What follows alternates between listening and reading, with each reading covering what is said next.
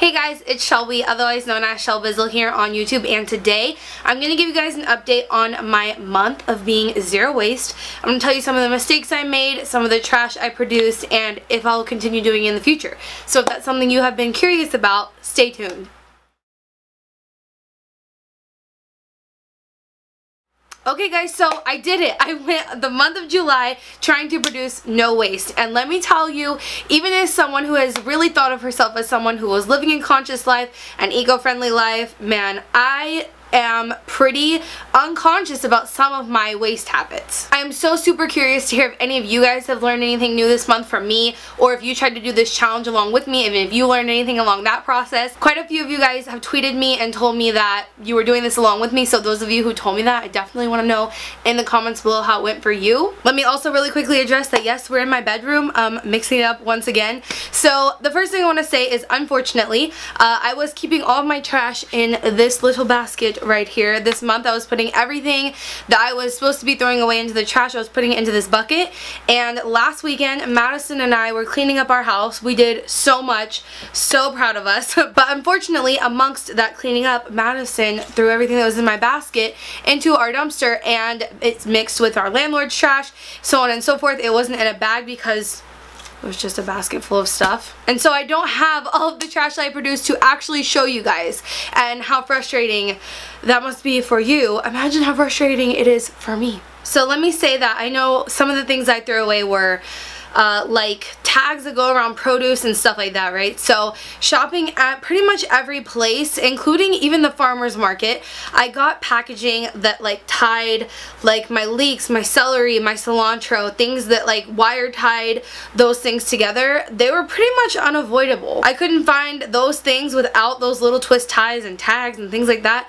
I couldn't find those to save my life, so that's pretty unfortunate that those were things that I had to produce this month in order to get produce. But of course that's less waste than what most things come in, so I don't know, you win some, you lose some. I'm sure as time goes on I'll be able to find alternatives and things like that, but keep in mind that I only did this for a month, so there are some things that, you know, I haven't perfected yet, of course.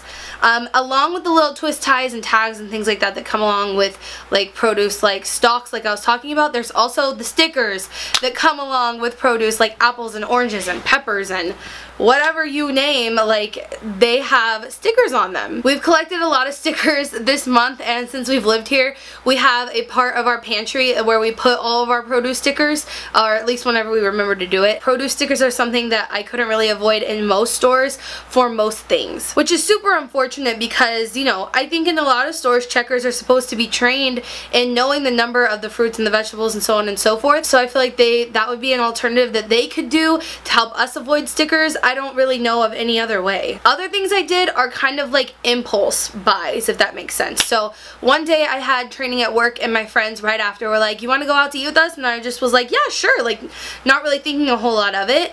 I didn't have my utensil set with me because I didn't expect to be going out to eat, which is a fault of my own, but I was able to get away with not producing any trash at the actual restaurant.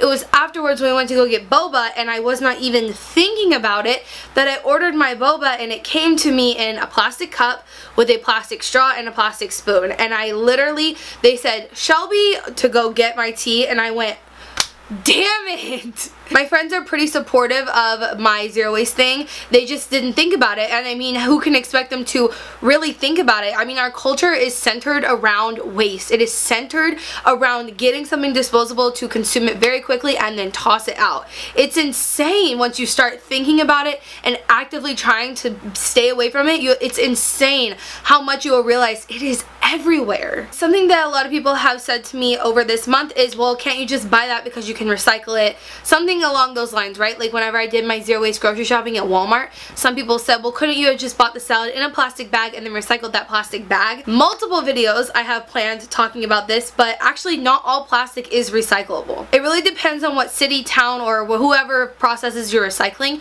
but where I personally live, you can't recycle plastic bags in our curbside recycling. If I want to recycle it, I have to take it to my local, my Walmart or somewhere else that accepts plastic bags to be recycled, and oftentimes even when you do that, it doesn't make it to the recycling a lot of the times. A lot of times it just gets put into the trash and people just take it out as normal trash because they don't want to have to deal with it. Aside from that, during the sorting process, some things don't get transferred over into the recycling sector, and there are just so many things that could happen and things to not be recycled. And aside from that, plastic can only actually be recycled a very finite amount of times. It's not like endlessly recyclable. Once you recycle it once, it loses its, like, I'm not sure exactly what it is, but it loses its ability to be recycled. So something that I try to avoid is definitely plastic bag packaging, and it's hard to avoid, let me tell you. This month has definitely taught me that, but it's important, I think, to know that and to try to implement that into your life as much as possible. Also, so sorry if I'm moving around a lot in this video. Yeah, I'm not used to sitting here, and I'm trying to not sit on my knees, and it's like whatever. So yeah, I think the two main things that I noticed this month is some things are just completely unavoidable. That's one of them. The second thing is you're gonna have to give up a lot of convenience and a lot of maybe like typical places you would go with your friends without thinking about it before. That's going to be something that's going to be a little more challenging. Definitely not impossible, and definitely not, I'm not sitting here telling you guys it's going to be hard to do this or that, so just fuck it, don't do it. That's not what I'm saying. I'm just saying that there are definitely some things I noticed that I can't really do anymore. And that doesn't mean I'll never do them, but I'm definitely going to try and actively think of alternative things that we can do to not create so much waste the next time we go out together. And then another thing that I noticed, and it's very unfortunate, but I have noticed that I am a pretty privileged person. I think I've always known I obviously have different types of privileges. The way I grew up, I was very privileged. The color of my skin gives me privilege, but aside from that, whenever I graduated from college, I could have gone anywhere I wanted to get a job, but I didn't want to go too far away from my family, and the city I chose to live in is probably the most environmentally conscious, the most open-minded, the most, like, you know, progressive thinking city in my state.